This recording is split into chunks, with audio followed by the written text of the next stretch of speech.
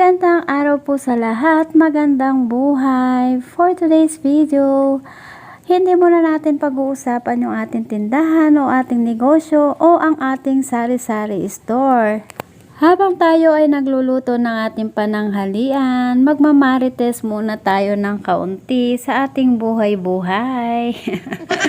For today's video, pag-usapan muna natin ang buhay natin bilang ina at bilang ama ng aking tahanan bilang single mom. Marahil marami dyan ang nakakaalam na ang bilang single mom ay napakasarap ng buhay. Dahil para sa kanila ay wala kang iintindihin na o aasikasuhin na asawa sa loob ng iyong tahanan, lalo na tuwing pagpasok ng trabaho ng iyong asawa ay kailangan mong asikasuhin, at sa pag-uwi naman ng bahay kailangan mo pa rin asikasuhin, o diba?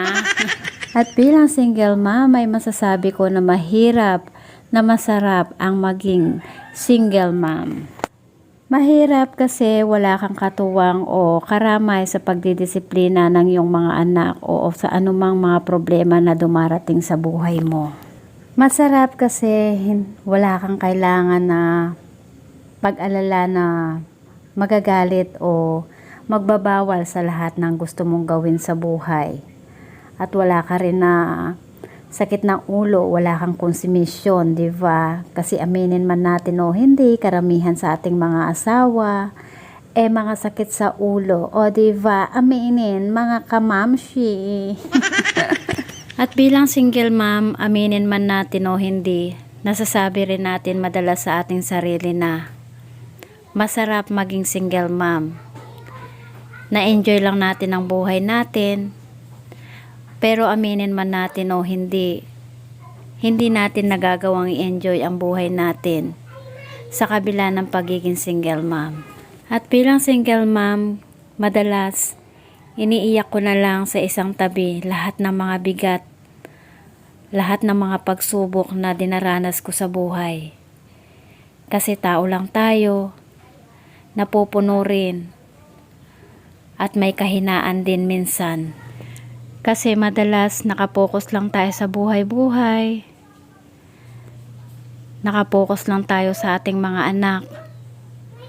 Iniisip lang natin palagi kung paano natin sila mabubuhay. Kaya madalas nakakalimutan na natin yung sarili nating kaligayahan. Bilang ina, mas mahalaga sa atin ang mabigyan ng magandang buhay ang ating mga anak. Kaya bilang ina, gagawin natin ang lahat.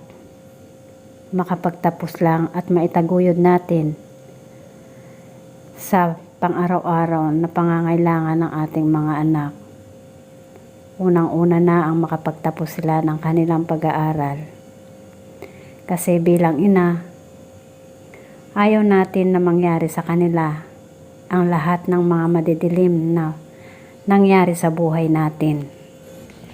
Marami sa mga pangarap natin ang hindi natin natupad noon.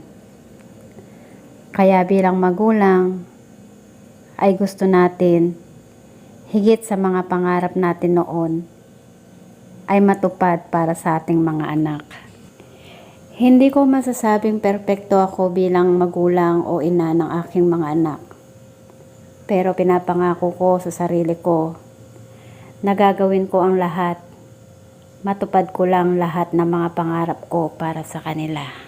So, hayan mga tinderang person. Tapos na tayong magluto ng tinola. Patay na natin yung apoy. O, diba? Cook na yung ating dahon ng sili. Ayan.